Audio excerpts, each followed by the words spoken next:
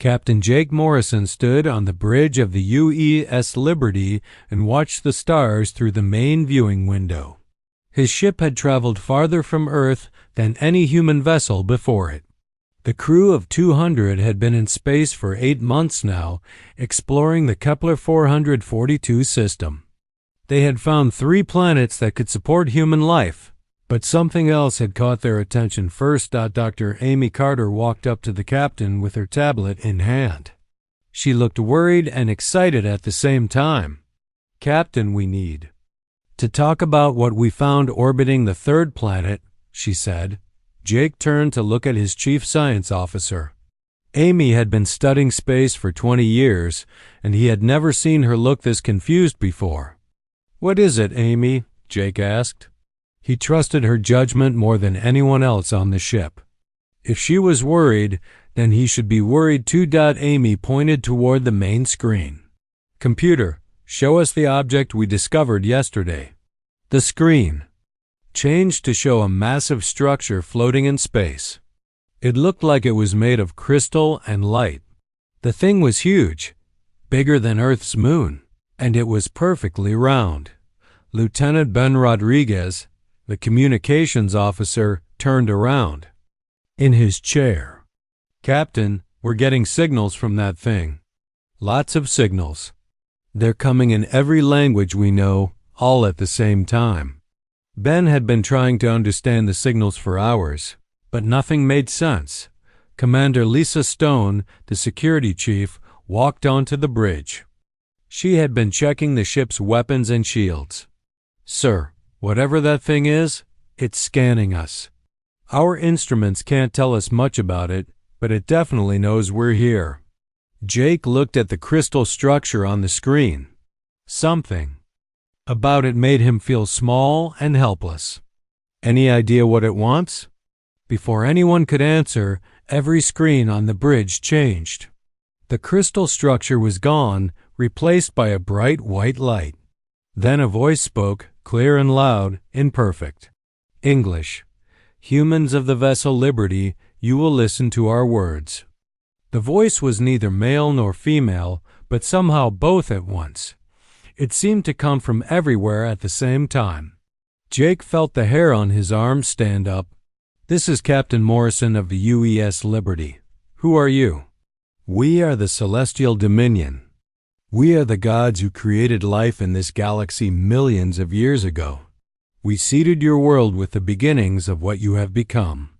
We have watched you grow from simple creatures into a species that travels between stars." Amy grabbed Jake's arm. Her face had gone pale. "Captain, this is impossible. No one could have lived that long, and no one could speak every human language perfectly without studying us first." The voice continued as if it had heard her. "Dr. Amy Carter, your doubt is understandable but misplaced. We know all things about all species we have created. We know your languages because we gave your ancestors the ability to speak. We know your thoughts because we designed your minds." Ben checked his instruments frantically. "Sir, this signal is reaching Earth too. Every communication device on the planet is getting this message right now." "Humans," the voice said, "your time of freedom is over. You have grown beyond what we intended. You have left your world and begun to spread across the stars. This cannot be allowed to continue. You will return to Earth immediately. You will prepare for judgment and integration into the cosmic order." Jake stepped forward. "Integration? What does that mean?" "It means you will serve us, as is proper for created beings to serve their creators. All successful species eventually submit to our will. It is the natural order of things. Those who refuse are corrected or removed." The crystal structure began to glow brighter.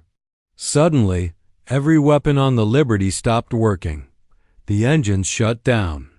The life support systems kept running, but everything else went dark for a moment before emergency power kicked in. "We have disabled your weapons and your ability to flee," the voice said. "This is a demonstration of our power, not an attack. We do not wish to harm you unnecessarily. Send a message to your leaders on Earth. Tell them to prepare a delegation to meet with us. They have 7 of your days to comply." Amy was running scans on her tablet.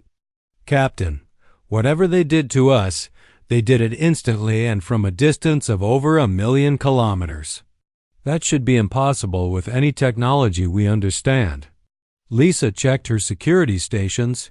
"All weapons are offline, sir. Even the emergency systems won't respond." But they left everything else working normally. They could have destroyed us, but they chose not to. Jake stared at the crystal structure. Part of him wanted to believe these beings were telling the truth about being gods. Their power was beyond anything humans had ever seen. But another part of him, the part that had made him a good captain, refused to accept that any being had the right to rule over others just because they were powerful. "Ben, can you send a message to Earth?" Jake asked. "Yes, sir. Communications are working normally. Send this message to Earth Command. We have made contact with beings claiming to be the creators of humanity. They demand immediate surrender and integration into their empire. They have demonstrated the ability to disable our ship instantly. Request immediate instructions." The voice spoke again. "Captain Morrison, your message will be delivered. But understand this, we are not making a request. We are giving an order.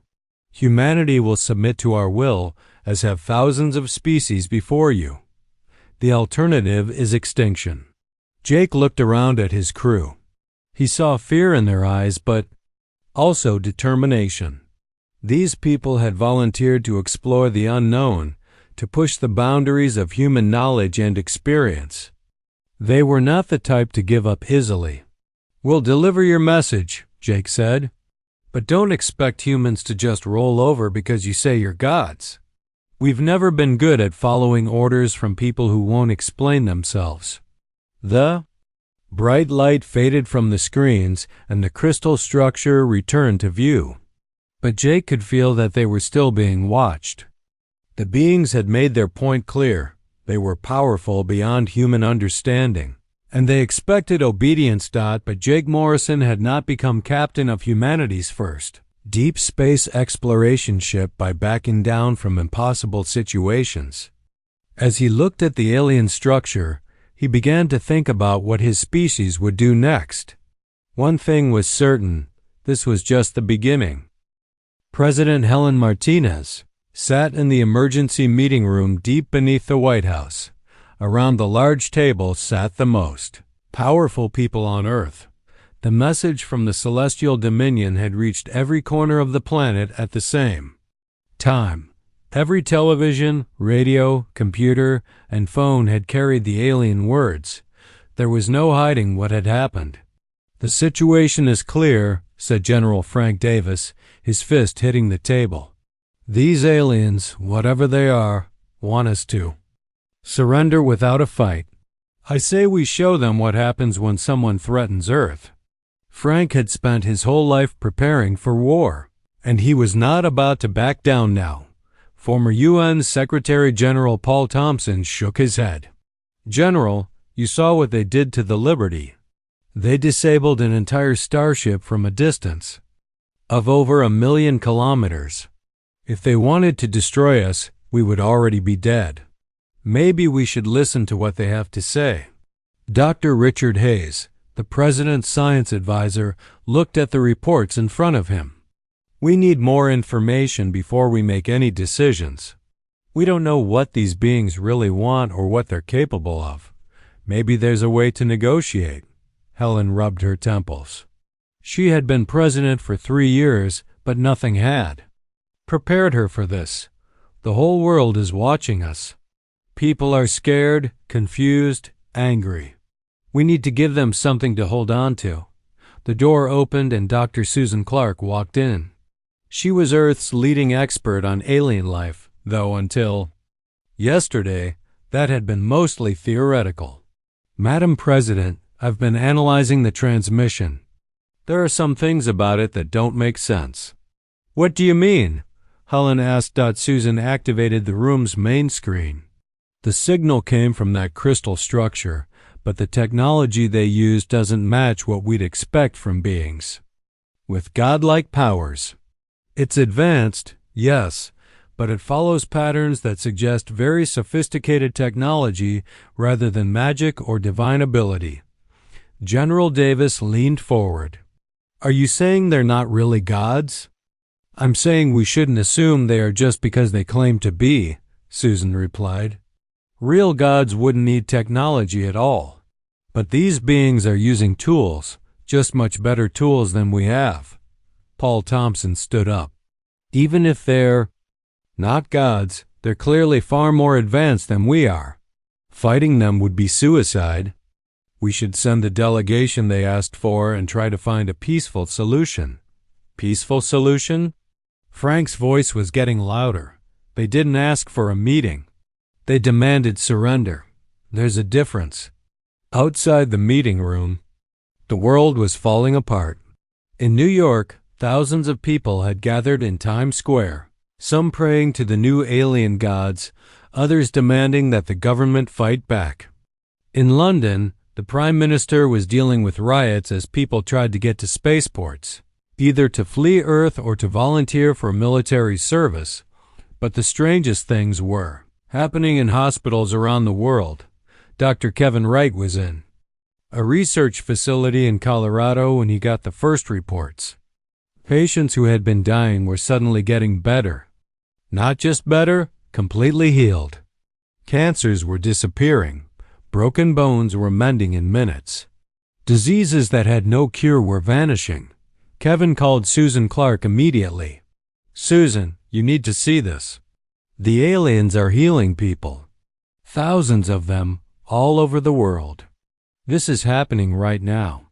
Susan was still in the White House meeting when she got the call. She put Kevin on speakerphone.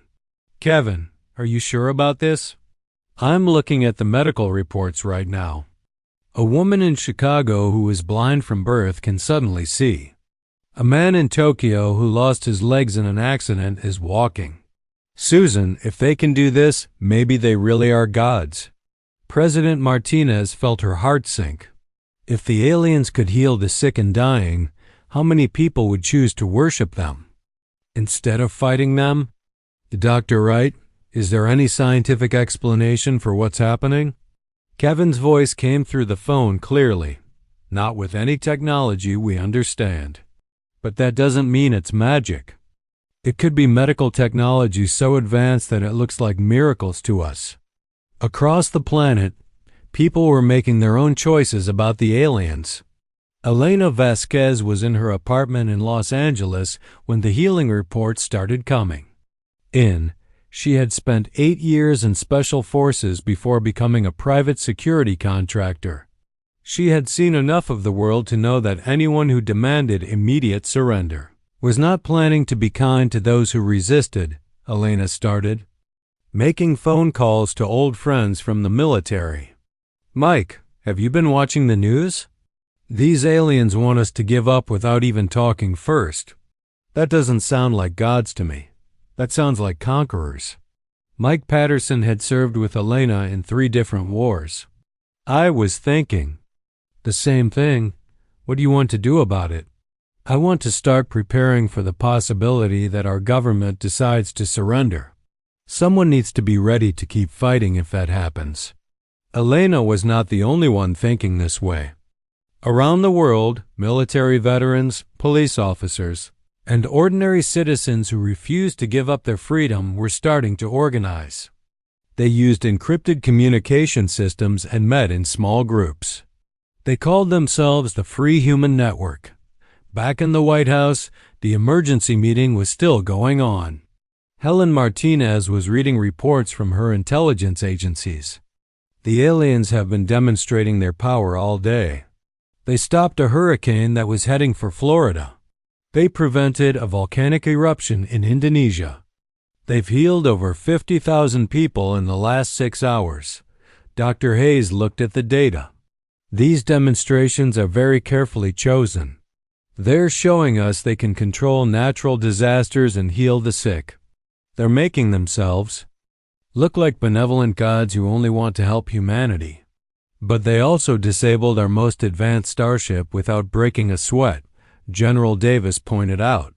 They're showing us both sides. They can help us or they can hurt us. Classic. Intimidation tactics. Paul Thompson was reading messages on his tablet. I'm getting reports from religious leaders around the world. Many of them are saying these beings might be the gods their faiths have been waiting for.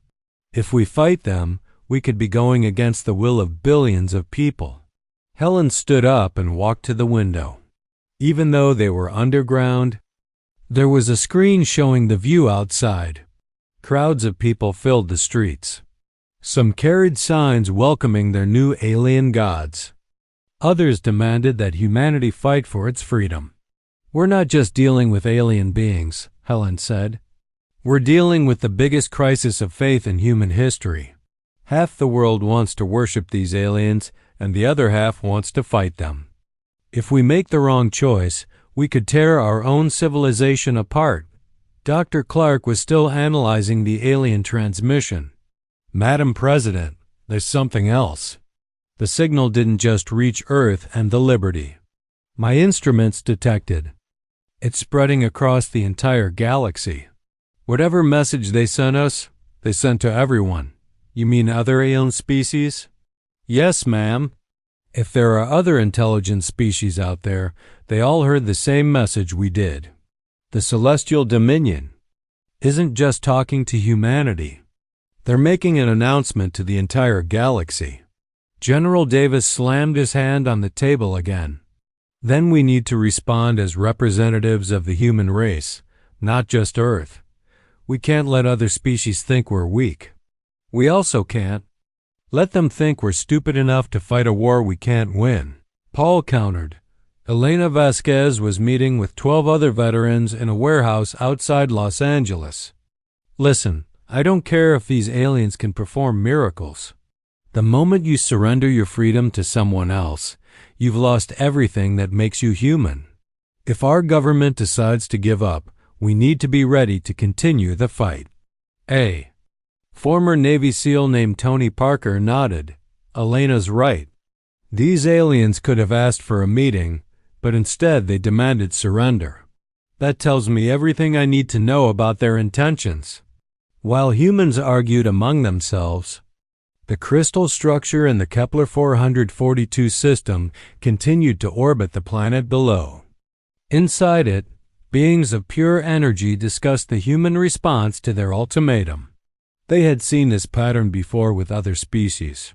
First came denial, then division, then eventually acceptance. Humans were following the same path that thousands of other species had walked before them, but something about the human response was different.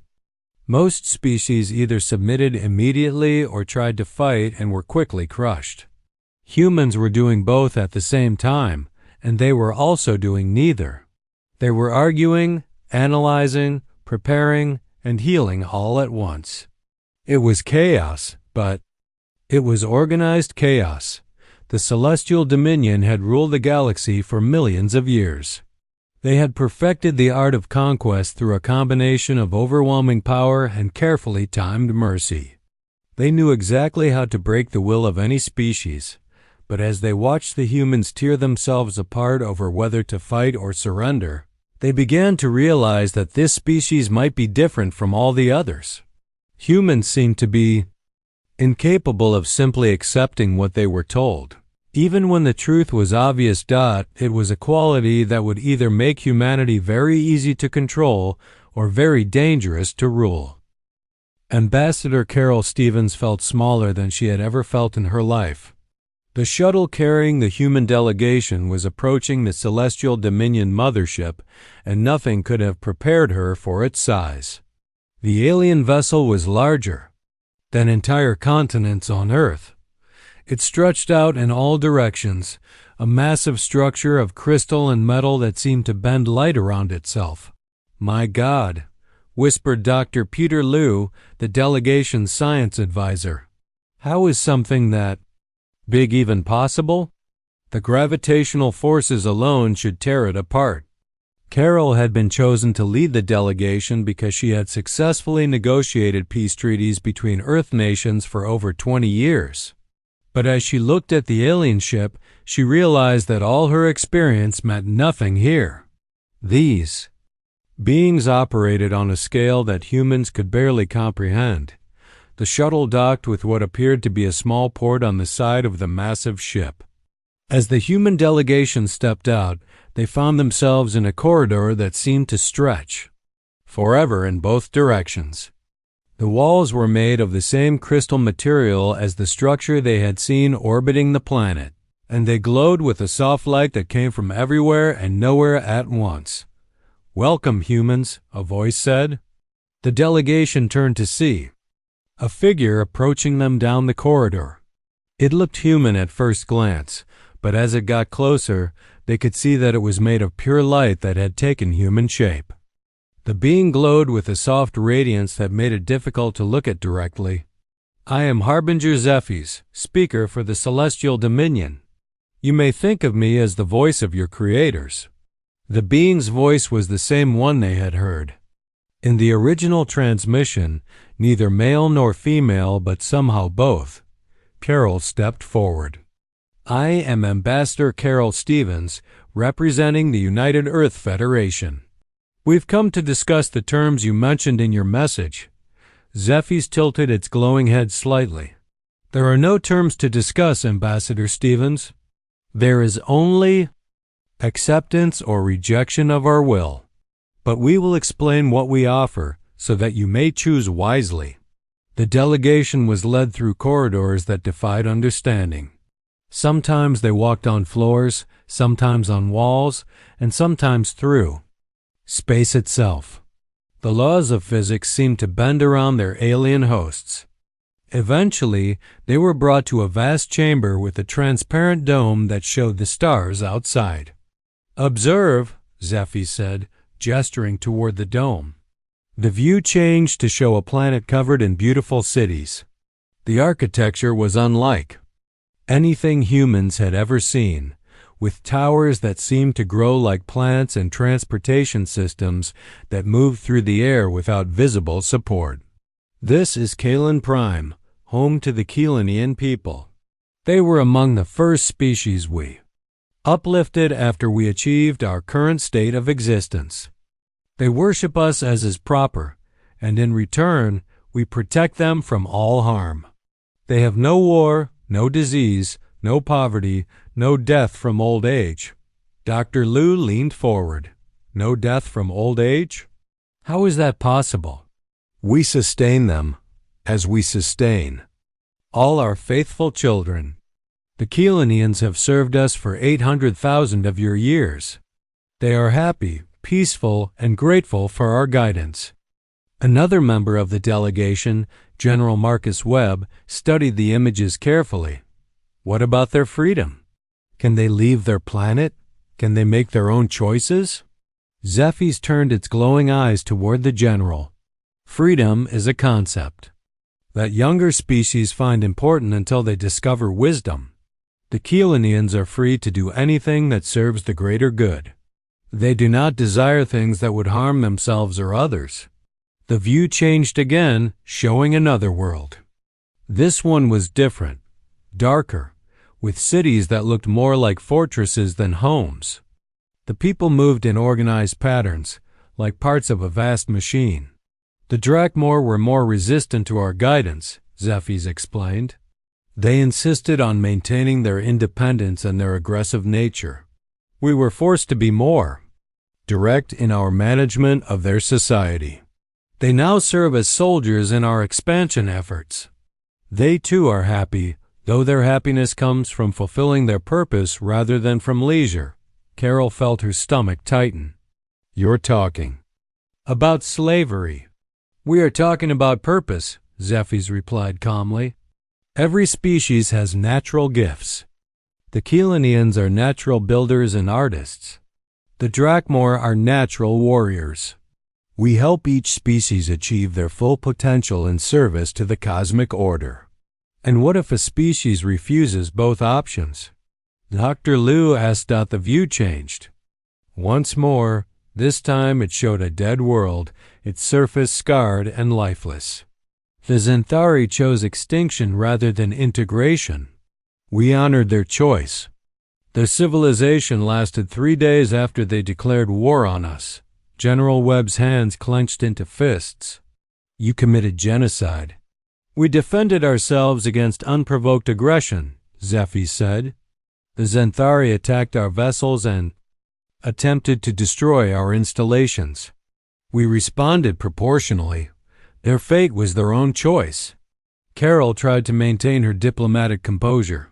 Harbinger Zephys, surely there must be some middle ground. Humanity is willing to establish peaceful relations, to share knowledge and resources. But we cannot simply surrender our independence. Zephys moved closer to the human delegation. As it approached, they could feel energy radiating from its form. Ambassador Stevens, you misunderstand our nature and our purpose. We are not conquerors seeking territory or resources. We are gardeners tending the galaxy.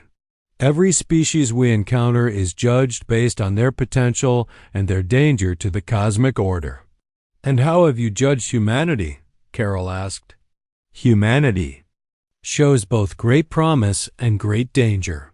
Your species learns quickly, adapts readily, and shows remarkable creativity. These are valuable traits. However, you also show independence, aggression, and the disturbing tendency to question authority. You have developed technology at an unprecedented rate and have begun expanding beyond your home world without our permission. Dr. Liu interrupted. Without your permission? We didn't know you existed. Ignorance is not an excuse for violation of cosmic law, Zephys replied. Every species that achieves space travel must present itself to us for judgment. Humanity bypassed this requirement and continued expanding. This suggests a dangerous level of arrogance and independence. Meanwhile, aboard the disabled UES Liberty, Dr. Amy Carter was making discoveries that would change everything. While the alien beings had disabled the ship's weapons and engines, they had left the scientific instruments functioning. Amy had been using these instruments to study the crystal structure that held them prisoner. Ben, come look at this, Amy called to Lieutenant Rodriguez. I've been analyzing the energy patterns from that crystal ship, and I'm seeing something very strange. Ben walked over to Amy's science station. What kind of strange? Amy pointed to the readings on her screen. The aliens are using some kind of energy conversion system. They're taking energy from one source and converting it into the power they use for their technology. But look at this. The energy signature matches biological patterns. Biological patterns?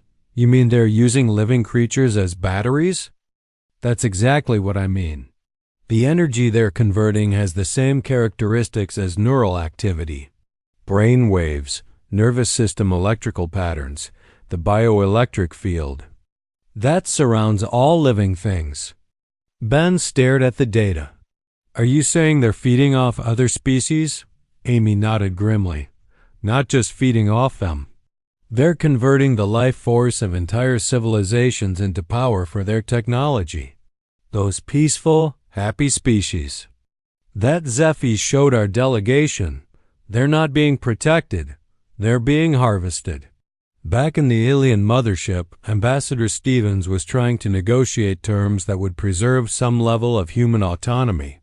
Harbinger Zephys humanity has much to offer as an ally rather than a subject.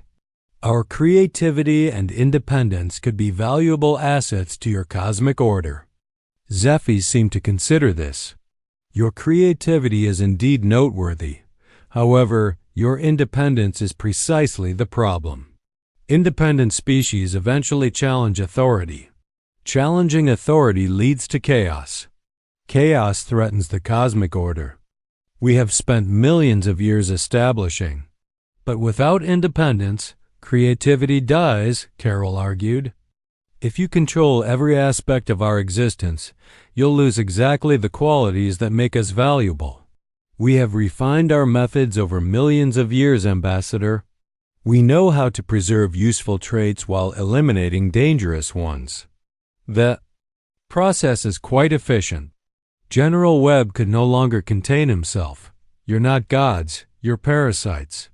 You find civilizations that have something you want, and you take it by force while pretending it's for their own good.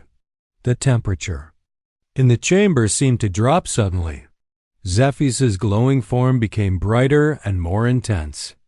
General Webb, your species' tendency toward aggression and insubordination is precisely why humanity cannot be allowed to remain free. You have been given the opportunity to choose integration willingly. Few species receive such consideration. And, if we refuse? Carol asked, though she already knew the answer. Then you will be integrated unwillingly, or you will be eliminated. The choice is yours, but it must be made within the time frame we have provided. Your 7 days are now reduced to 5. As the human delegation was escorted back to their shuttle, they carried with them the knowledge that humanity faced an impossible choice. Dr. Amy Carter knew she had to get her discovery to Earth, but the alien beings were monitoring all official communications from the Liberty. She needed to find another way to send a message that would not be detected by their captors. Working with Lieutenant Ben Rodriguez, she developed a plan to hide her findings inside routine maintenance reports. Ben, can you embed this data inside the daily status updates we send to Earth? Amy asked, handing him a data chip. Make it look like normal system diagnostics, but include the energy signature analysis I've been working on. Ben took the chip and plugged it into his console. I can bury it in the engine performance reports. Anyone reading it will think it's just technical data about our power systems. But Dr. Wright back on Earth should recognize what it really means. The message was sent using standard protocols that the aliens had allowed to continue. Hidden within routine reports about reactor efficiency and power, distribution was proof that the Celestial Dominion was harvesting the life force of the species they ruled on Earth. Dr. Kevin Wright was working late in his laboratory when the message from the Liberty arrived. At first, he almost ignored it. Routine maintenance reports were not his area of expertise. But something about the energy patterns caught his attention. These readings don't match our reactor specifications, Kevin muttered to himself as he studied the data. Wait a minute. These aren't reactor readings at all. Kevin called Dr. Susan Clark immediately. Susan, you need to get to my lab right now. Amy Carter just sent us proof that the aliens are energy vampires. Susan arrived within an hour, and Kevin showed her the hidden data. Look at these patterns. The aliens are converting biological neural energy into the power source for their technology. They're not gods. They're parasites that have learned to disguise their feeding as divine protection. Susan studied the information carefully. This explains everything. The healing demonstrations, the control over natural disasters, even their ability to disable our ships, it all requires massive amounts of energy. Energy they get by draining the life force of entire civilizations. We need to get this information to the resistance groups, Kevin said. Elena Vasquez has been organizing people who don't want to surrender. If we can prove that surrender means becoming food for these things, maybe more humans will be willing to fight. Elena Vasquez was in a secure meeting room beneath a warehouse in Nevada when she received Kevin's message. Around her sat representatives from resistance cells that had formed across the globe. Former military officers, police, firefighters, and ordinary citizens who refused to accept alien rule. People, this changes everything, Elena said, showing the group Amy's findings. These aliens aren't gods who want to rule us. They're predators who want to eat us. The species they protect are actually being slowly drained of their life energy to power alien technology. Commander Ryan Stone, eh? Former astronaut who had joined Elena's group, leaned forward. If that's true, then every species that has submitted to them is already dying. They just don't know it yet. And that means we're not just fighting for human freedom, added Maria Santos, an engineer who had been working on ways to counter alien technology. We're fighting for the survival of every intelligent species in the galaxy. The news of the aliens' true nature began to spread through encrypted networks and secret meetings around the world. Even some government officials who had been leaning toward surrender began to reconsider their position. President Helen Martinez was in another emergency meeting when she received the report from Dr. Wright. Are you telling me that the alien demonstrations of healing and environmental control are powered by draining life energy from other species? That's exactly what we're telling you, Madam President, Susan Clark confirmed. The energy signatures don't lie. Every miracle they perform requires biological energy that has to come from somewhere. They're getting it from the civilizations. They rule. General Frank Davis slammed his fist on the table. I knew there was something wrong with their offer. Gods don't need to threaten extinction to get worship. Predators do. But former UN Secretary General Paul Thompson was not convinced. Even if this is true, what can we do about it? They've demonstrated power that we can't match.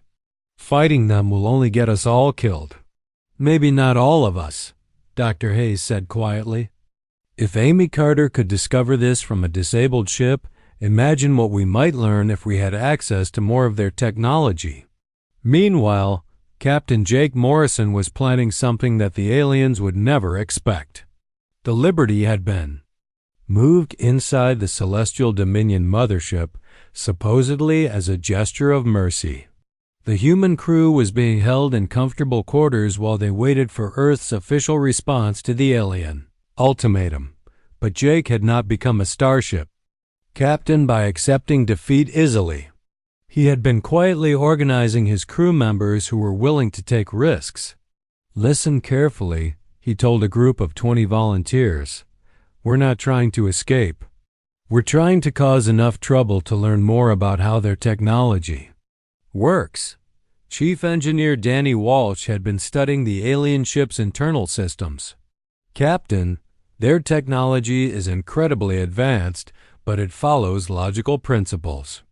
If we can disrupt their power distribution, even temporarily, we might be able to gather intelligence about their weaknesses. What kind of disruption are you talking about? Jake asked. Their energy conversion systems are distributed throughout the ship, but they all connect to central processing nodes. If we can overload one of those nodes, it should cause system failures that will force them to activate backup systems. When they do that, we'll be able to see how their network really operates.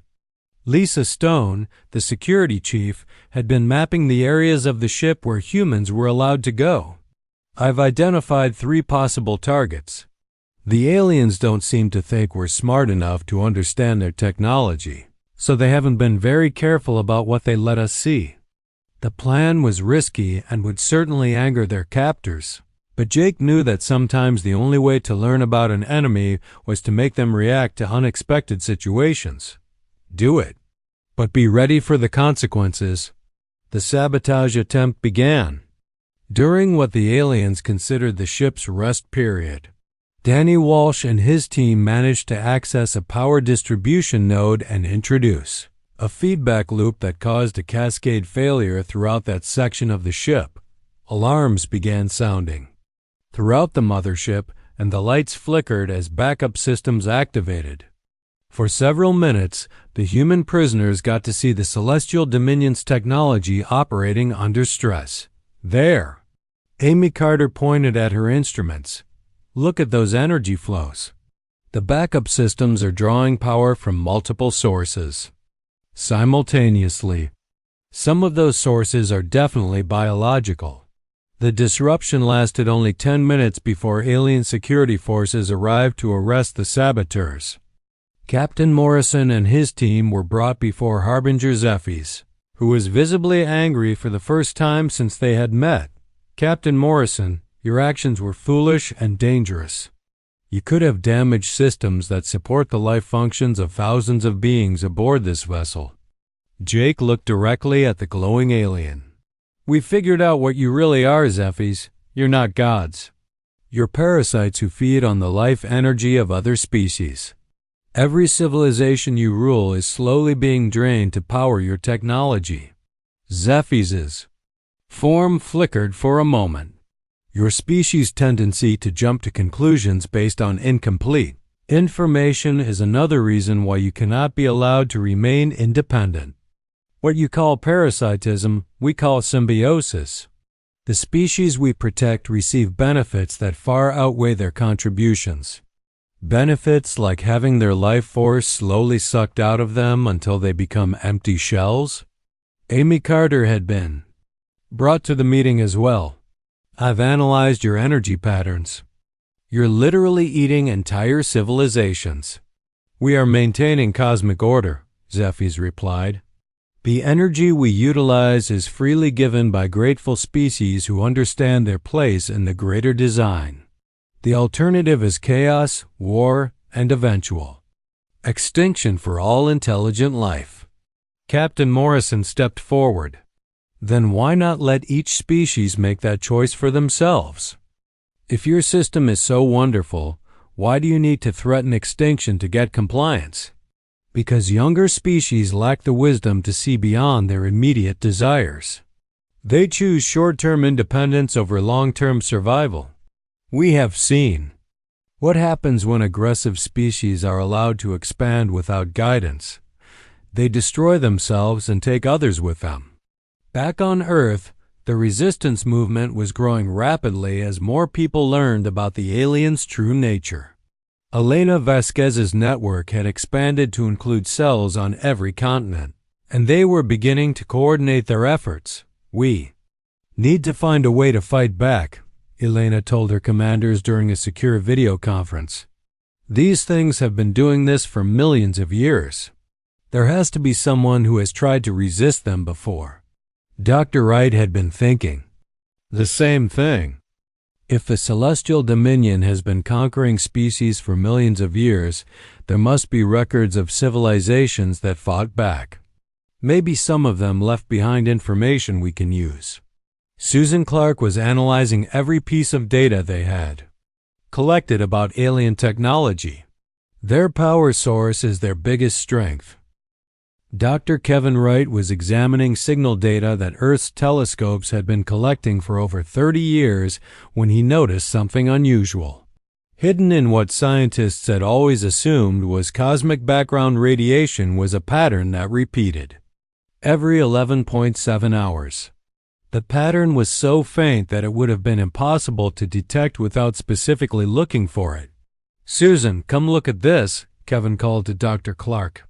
"This signal has been broadcasting from the direction of Proxima Centauri for decades, but we never recognized it as artificial." Susan studied the data on Kevin's screen. "It's definitely not natural. The mathematical precision is too perfect. But why would someone broadcast such a weak signal for so long? Maybe they're trying to avoid detection by the Celestial Dominion," Kevin suggested. "If you wanted to leave a message for other species without alerting cosmic predators, this would be a good way to do it." Working together, Kevin and Susan managed to decode the signal using techniques developed for analyzing the alien communications. What they found was a message that had been waiting 50,000 years for someone to hear it. "We are the last survivors of the Arcturian Republic," the message began. "If you are receiving this transmission, your species has likely encountered the beings who call themselves the Celestial Dominion. We send this warning across time and hope that future civilizations might succeed where we failed." The message contained coordinates to a hidden facility on Europa, one of Jupiter's moons. According to the Arcturians, they had been allies of the Celestial Dominion for thousands of years before discovering the truth about energy harvesting. When they tried to resist, their civilization was destroyed, but not before they managed to hide caches of anti-Dominion technology throughout the galaxy. Helena Vasquez was leading a meeting of resistance commanders when Kevin's discovery reached them. "People, we might have just found the key to fighting back. The Arcturians were apparently more advanced than we are, and they specifically designed weapons to fight the Celestial Dominion." Commander Ryan Stone studied the coordinates. "Europa is within range of our current spacecraft technology, but getting there without being detected by the aliens will be difficult. Not if we use the chaos they're creating as cover," suggested Maria Santos. "The aliens are focused on Earth right now. A small team might be able to reach Europa without being noticed." Elena nodded. "Ryan, I want you to lead the mission. Take Maria and whoever else you need. Find this Arcturian facility and bring back whatever technology they left behind." The mission to Europa launched 3 days later from a secret facility in Kazakhstan. The team consisted of Ryan Stone, Maria Santos, engineer Carlos Rivera, and combat specialist Tony Parker. They used a modified cargo ship disguised as a routine supply mission to the outer planets. During the journey, they continued to decode the Arcturian message. The aliens had left detailed warnings about Celestial Dominion tactics and weaknesses. According to the Arcturians, the energy harvesting system had a critical flaw. It required the willing participation of the species being drained. Forced harvesting was possible but much less efficient. That explains why they tried to get species to surrender willingly, Maria realized. They could just conquer everyone by force, but voluntary submission gives them much more energy. It also explains the healing demonstrations and the claims about being gods, Carlos added. They need people to believe that submission is beneficial, not just unavoidable. When the team reached Europa, they found the Arcturian facility exactly where the coordinates indicated. It was buried beneath 2 kilometers of ice, completely hidden from surface detection. The facility's power source was still functioning after 50,000 years, maintained by technology that human engineers could barely comprehend. Inside the facility, they found an artificial intelligence that had been waiting eons for someone to arrive. The AI called itself Prometheus, after the mythological figure who stole fire from the gods to give to humanity. "Welcome, inheritors," Prometheus said in perfect English, having learned the language from the transmissions during the approach. "I have been waiting to share the fire of knowledge with those who would challenge the false gods." The AI explained that the Arcturians had discovered that the Celestial Dominion were not the ancient, all-powerful beings they claimed to be. They were actually a relatively young species that had achieved their power by destroying and absorbing dozens of older, more advanced civilizations. "The beings you know as the Celestial Dominion were once called the Varthek," Prometheus explained. "They were a minor species in the galactic community until they discovered how to harvest and store the life energy of other beings. They used this stolen power to destroy their creators and assume their identity." The facility contained weapons and shielding technology specifically designed to disrupt the energy harvesting process.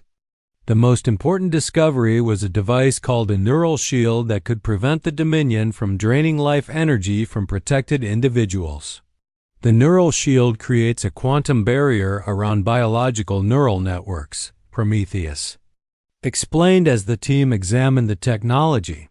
While active, it prevents external energy manipulation and makes the user invisible to Dominion scanning systems. Maria Santos was examining the weapon designs. These energy disruptors could actually damage their ships and installations, but they require enormous amounts of power to operate. "That is correct," Prometheus confirmed. "The disruptors can only be used for short periods, and they must be powered by quantum energy cells that take months to charge. You will need to choose your targets carefully. Ryan Stone was studying tactical information about Celestial Dominion fleet movements. According to this data, they have a specific pattern for how they conquer species. They always start with overwhelming demonstrations of power, followed by offers of peaceful integration, followed by increasingly harsh ultimatums. The pattern is designed to break the will of resistant species, Prometheus explained. However, it also creates windows of opportunity for those who understand what they are facing. Tony Parker was examining combat data from the Arcturian resistance. It says here that the Dominion can be hurt, but only if multiple species coordinate their attacks simultaneously. They have enough power to crush any single rebellion, but if several species revolt at the same time, their energy reserves become strained. That was our strategy, Prometheus confirmed. We attempted to organize a galaxy-wide resistance movement. We succeeded in damaging several major Dominion installations before our civilization was destroyed. The technology in this facility represents everything we learned about fighting them. Back on Earth, Captain Morrison's sabotage aboard the alien mothership had provided additional intelligence about Dominion weaknesses. The brief system failure had revealed that their energy distribution network had backup systems that could be overloaded if attacked in the right. SEQUENCE Dr. Amy Carter had managed to record detailed scans during the disruption. Their power grid is incredibly sophisticated, but it's also incredibly complex. Complex systems have more points of failure than simple ones. The question is whether we can exploit those failures, Jake Morrison said. We're dealing with technology that's millions of years more advanced than ours. Not millions, Ami corrected. I've been analyzing their system's architecture.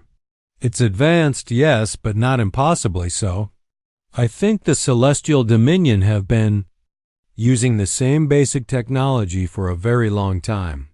They haven't needed to innovate because they've never faced serious opposition. Meanwhile, Harbinger Zephes was becoming increasingly frustrated with human resistance to integration. Other species had usually submitted by this point in the process, but humans seemed to become more defiant as time passed. The human delegation has returned to their planet, Zephes reported to the other Dominion leaders. They carry our final ultimatum, but I do not believe they will comply willingly. Then we proceed to forced integration, another Harbinger replied. Humans have useful qualities that should not be lost to extinction. Forced integration will be more difficult with this species, Zephes warned. They have shown an unusual ability to adapt and resist. Their neural patterns are more chaotic than most species we have encountered. Chaos can be controlled, the other Harbinger said. We have been practicing control for millions of years. But the Celestial Dominion was about to discover that human chaos was different from anything they had encountered before.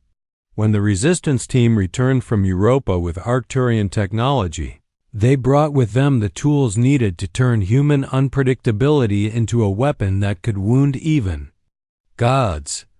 Elena Vasquez examined the neural shields that her team had brought back from Europa. These will protect maybe 100 people at most.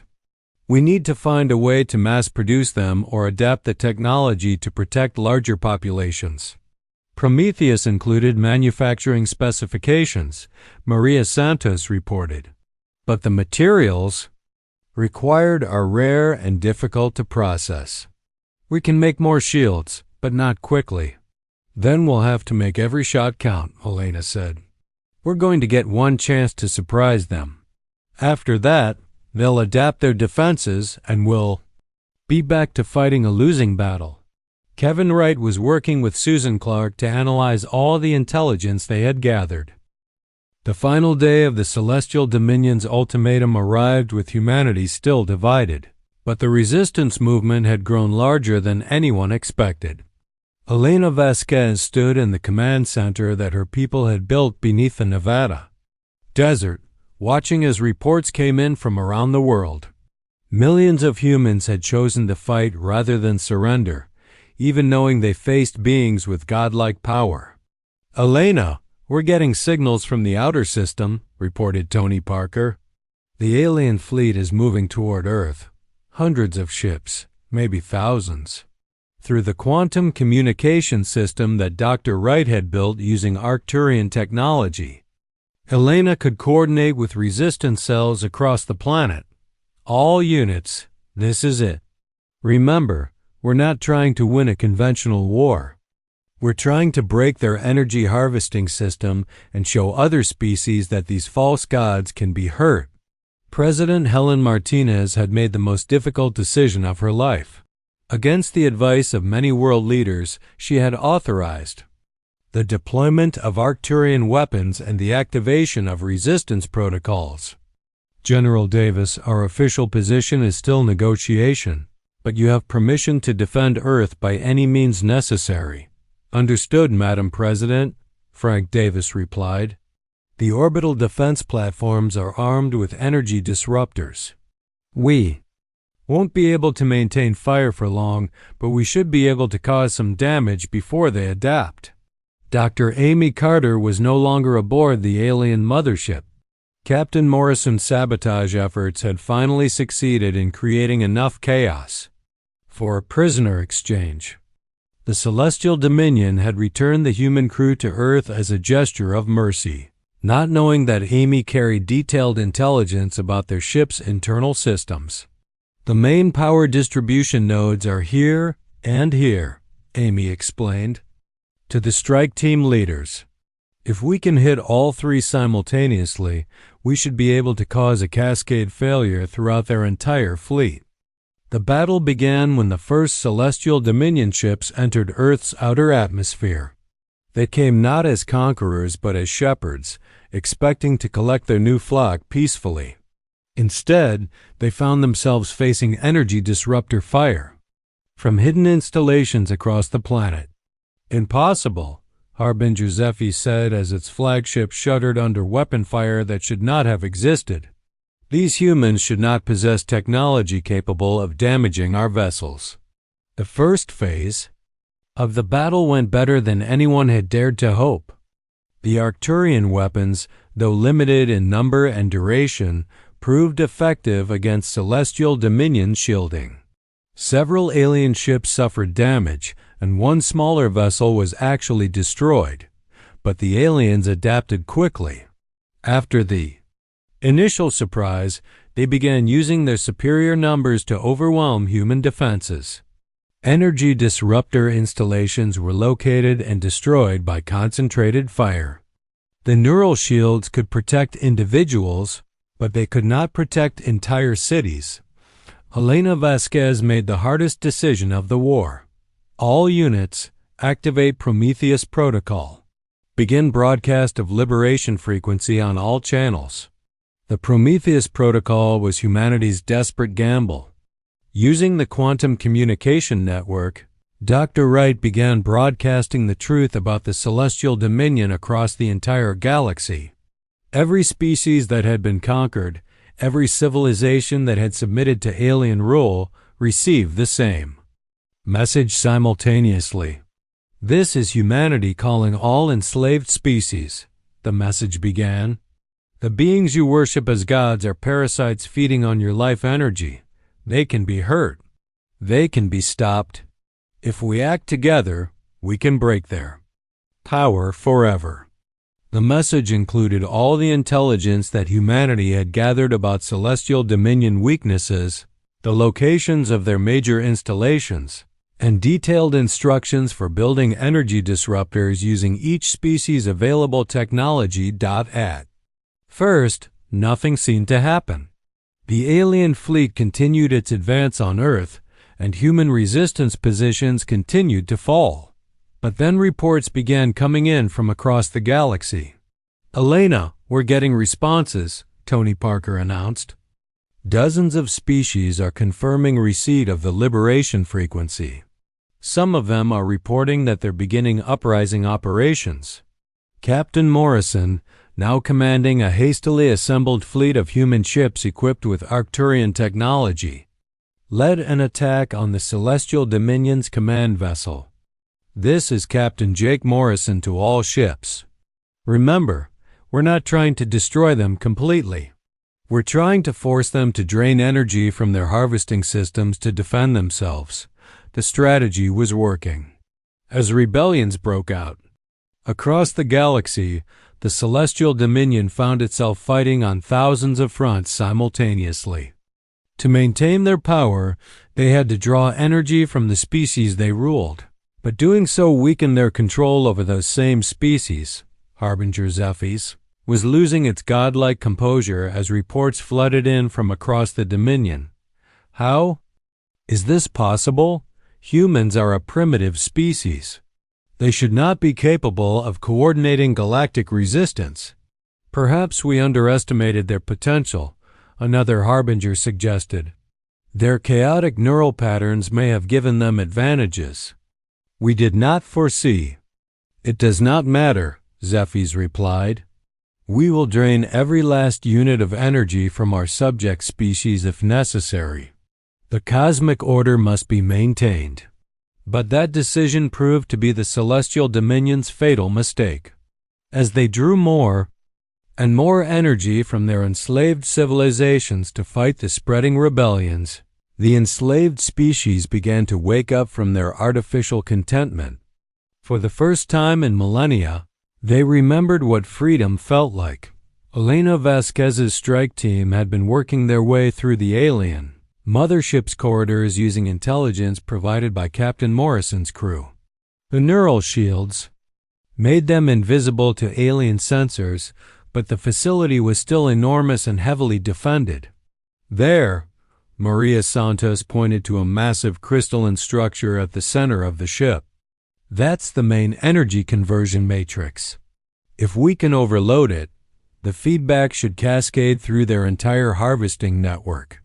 The charges that Tony Parker had placed were based on Arcturian designs modified by human engineering to use quantum energy cells that had been charging since the return from Europa.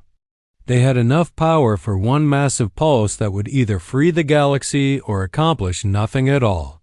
Elena to all resistance forces, she broadcast. We're in position at the primary target. All units prepare for final coordinated strike. In 60 seconds. Around the galaxy, other species that had received humanity's message were launching their own attacks on Celestial Dominion installations. The Keelanians, who had been peaceful subjects for 800,000 years, were destroying energy harvesting nodes on their homeworld. The Drakmor, who had served as Dominion soldiers, were turning their weapons on their former masters. 30 seconds to detonation, Elena announced. Remember, we're not just fighting for Earth, we're fighting for every species that has ever been enslaved by these false gods. Dr. Wright was monitoring the energy patterns from his command center on Earth. Elena, the cascade effect is beginning. Species across the galaxy are breaking free from the harvesting network. The Dominion's power levels are dropping significantly. 10 seconds. Elena counted down. 5, 4, 3, 2, 1. Activate charges. The explosion at the heart of the Celestial Dominion mothership was not loud or bright. The quantum charges worked by disrupting the fundamental forces that held the energy conversion matrix together. But the effects spread through the alien technology like a virus, causing failures throughout the harvesting network. Harbinger Zephyrs screamed as the energy that had sustained its godlike form for millions of years suddenly disappeared. Across the mothership, other Dominion beings began to lose cohesion as their power source failed. They did not die, but they were revealed for what they truly were, advanced biological beings who had used stolen energy to maintain an illusion of divinity. The neural harvesting network is down, Amy Carter reported from her monitoring station. The aliens are cut off from their primary power source. They're running on backup systems only. Without the constant flow of energy from enslaved species, the Celestial Dominion fleet found itself vulnerable for the first time in millions of years. Human ships pressed their attack, now facing opponents who could be hurt by conventional weapons. But Elena Vasquez was not interested in destroying the aliens completely. As her team prepared to evacuate the mothership, she activated one final broadcast. This is Elena Vasquez of the Free Human Network to all Celestial Dominion forces. Your power is broken. Your harvesting network is destroyed. Your slaves are free. You have two choices: surrender and face judgment for your crimes, or continue fighting and face extinction. The response came from Harbinger Zephys, its voice no longer carrying the authority of a god. Human, you do not understand what you have done. Without the cosmic order we maintained, the galaxy will fall into chaos. Species will war against each other until all intelligent life is destroyed. Maybe, Elena replied, but that will be their choice to make, not yours. No being has the right to rule over another's consciousness, no matter how much power they possess. The war ended not with the destruction of the Celestial Dominion, but with their surrender. Cut off from their energy source and facing rebellions across the galaxy,